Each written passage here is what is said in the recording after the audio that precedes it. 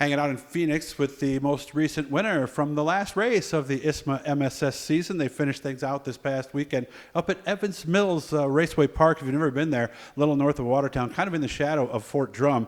Jeff Abold was one of many cars who went up there, but he was the one who passed the most cars.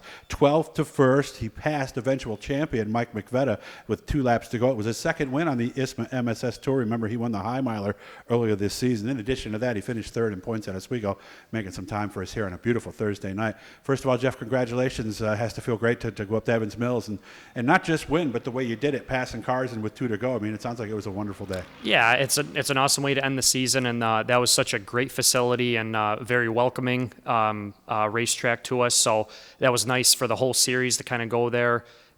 Meet Peggy and Lee, who are the owners of the track. They did a great job for us. So it's a hell of a way to end the season and everything, and felt great to get the win and then head into the off season and kind of have that for the whole year for us. And you never even seen the place, right?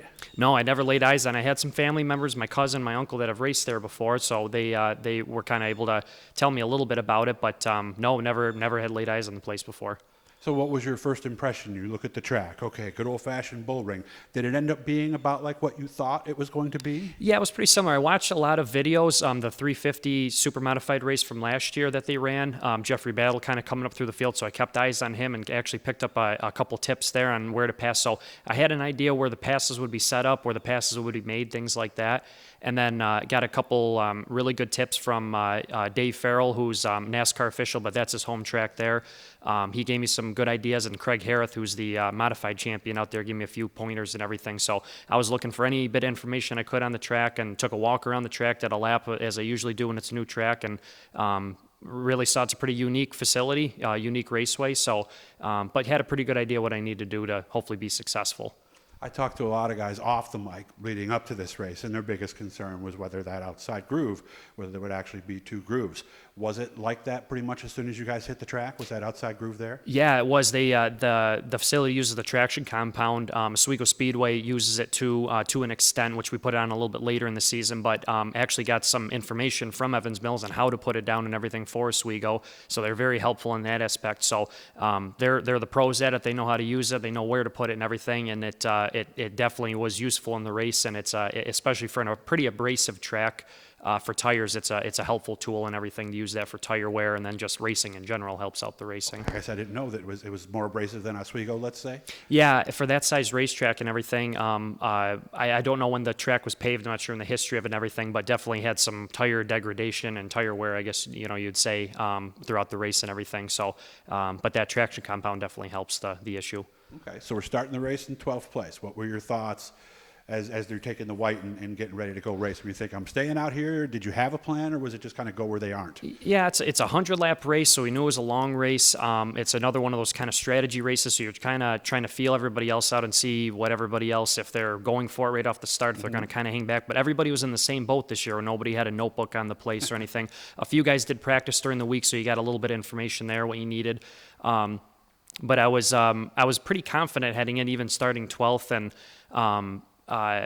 thought I would be able to pass cars. I knew the outside was there a little bit. The inside was definitely not the preferred lane that Really? I felt, to be able to pass, which is pretty different from most racetracks.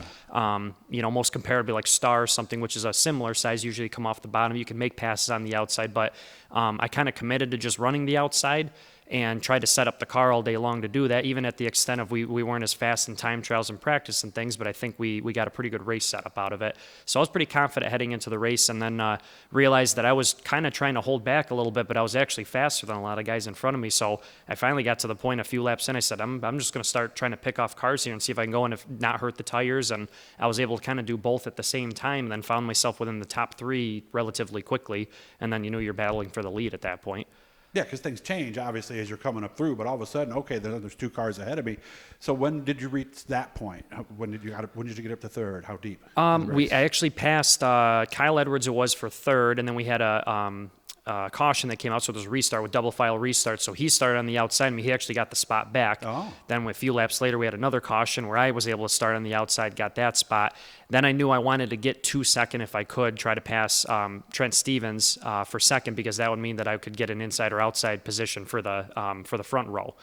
Gets you out of that second row. So Right. I tried my hardest to get around him. That was around the halfway point. Then we ended up having a red flag at lap 62, I think it was, and then we had to do some restarts from there, basically, for the lead. So. Okay. Was it an advantage restarting on the outside, do you think? Because usually it doesn't work out that way, does it? Well, that's where I would prefer. Like Sandusky, it worked out, where it's actually Mike McVeigh and I battling for the lead there, and I had gotten to the lead, so I was able to choose the outside, which I wanted to. This track, he was choosing the inside, and he was extremely strong off the bottom, able to do that. So he beat me 2 or 3 times off of restarts when I kept thinking, maybe I'd have a chance here, and I tried everything I could to get around him there, but it just wasn't going to work out on the restarts. He was too fast. Okay. So how did you eventually get by him with 2 to go?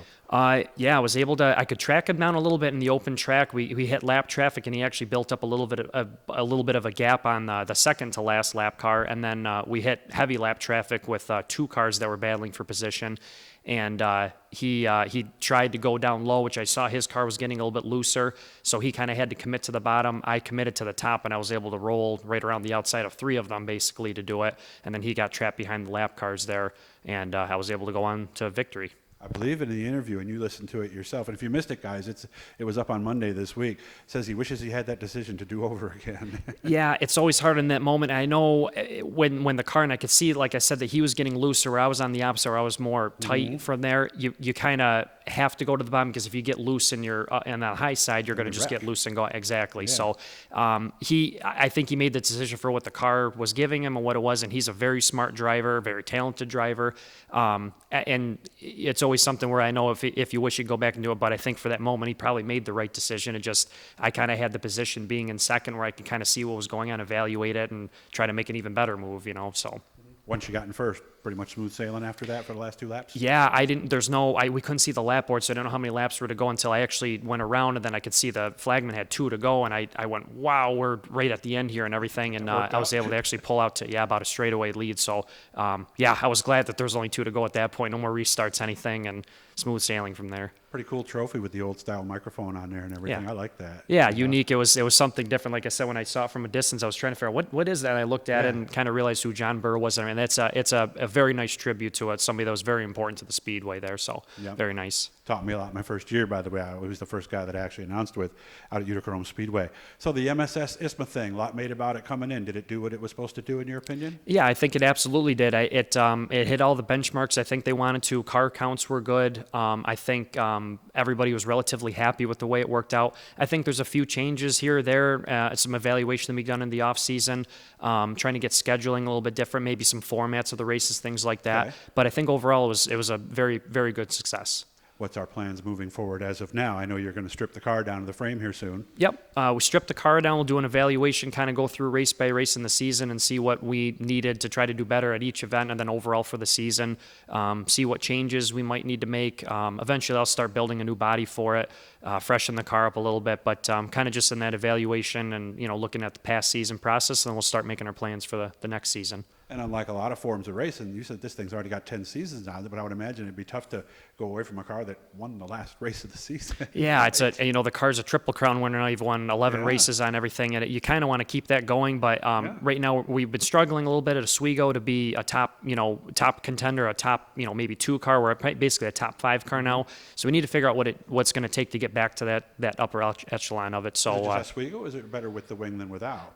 It's been pretty good with the wing. The wing sometimes can mask some issues that you have with the car, and sometimes Oswego is just purely based on that car and everything there, and the especially the track that it is. It's usually a 50-50 split of car and driver where it is, and you really have to be on your A game with the car with it. And I think we've just been off a little bit, so we'll work on that. Well, good job. I'm happy for you. Please say congratulations to everybody on the team for me.